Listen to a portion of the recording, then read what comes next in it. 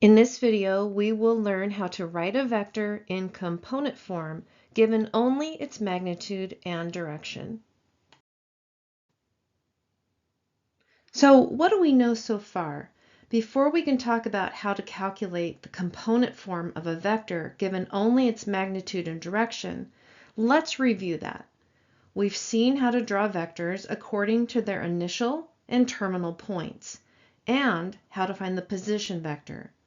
For example, given a vector with initial point at -1, 2 and a terminal point at 4, 5, the position vector can be found by calculating the difference in the x's and the difference in the y's, which in this case would be equal to the position vector 5, 3. Recall that what that means is that if I were to start at the origin and move horizontally 5 units and then vertically 3 units, that vector would have the same magnitude and direction as the vector in the image. Now we've also examined notation for vectors, drawn specifically in the Cartesian coordinate plane using unit vectors I and j. For example, to express the position vector v, which was 5, 3, we could use the unit vectors 5i plus 3j. And finally, we have found the length or the magnitude of vectors and the direction of the vectors.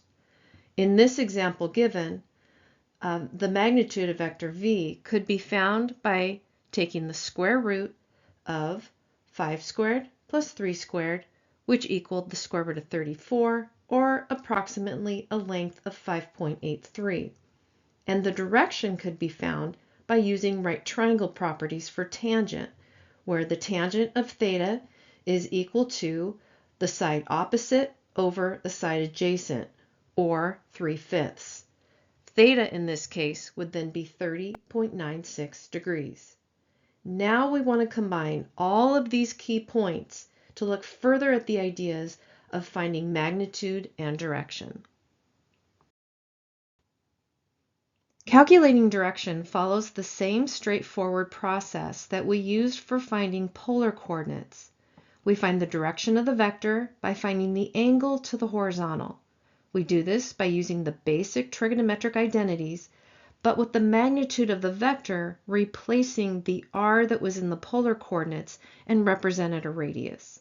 Therefore, given a position vector v, which we express as x, y, and a direction angle of theta, we can say that the cosine of theta is equal to, normally, x over r.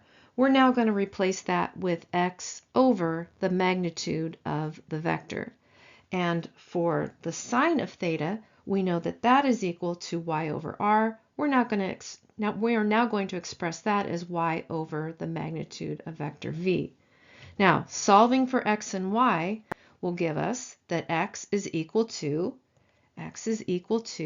the magnitude of vector v times the cosine of theta. Where did I get that from?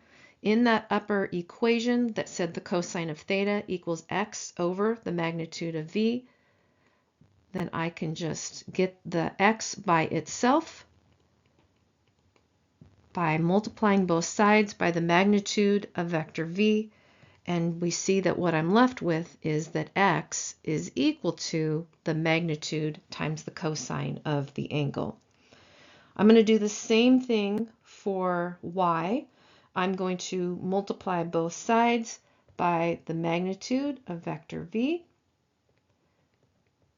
That is going to get the y by itself, and I can say that y is equal to the magnitude of vector v times the sine of that same theta. All right, and now by substitution, we can make the statement. We know that vector v is equal to some x value times unit vector I plus some y value times unit vector j. But we now have a way of expressing x and y. So in the place of this x, I'm going to substitute everything that we just found x to equal. So that's going to become the magnitude of vector v times the cosine of theta times unit vector I. And in the place of the y, In the place of the y, I'm going to substitute everything that we just found y to equal, which is the magnitude of vector v times the sine of theta, of course, times unit vector j. The magnitude can be expressed as the square root of x squared plus y squared. Now, because this vector is being expressed in terms of its horizontal and its vertical components, we call this the component form of a vector. So let's look at an example. In this example, we're going to be asked to write a vector in component form when we're only given the magnitude and the direction. The magnitude that we're being given in this example is a length of 8, and the direction is 150 degrees. And we're being asked to write it in this component form that we talked about up above. All right, so in order to write this in component form, I need to figure out what is x and what is y. Well, we know that x is equal to the magnitude of the vector times the cosine of the angle.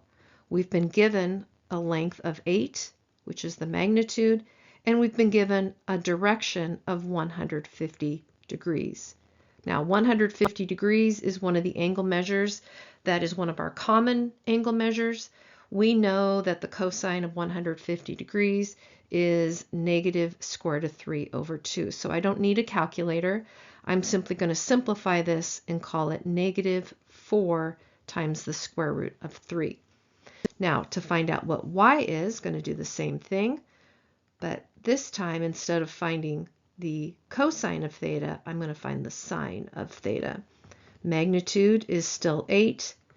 What is the sine of 150 degrees? The sine of 150 degrees, let's see, 150 degrees is over in that second quadrant, so the sine is going to be positive 1/2, and that's going to get me 4. Therefore, in component form, let's just go ahead and write this out. In component form, I can express this vector